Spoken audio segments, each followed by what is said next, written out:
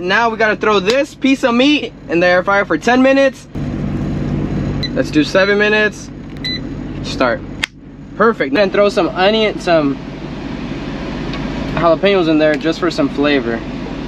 Alright, let's check on this. Bam! Perfect, man. Look at them. Just cover the bottom. Put some cheese in there. Put some of this in here. Add the rest of this stuff. Right back in the air fryer for another 10 minutes. Oh my goodness.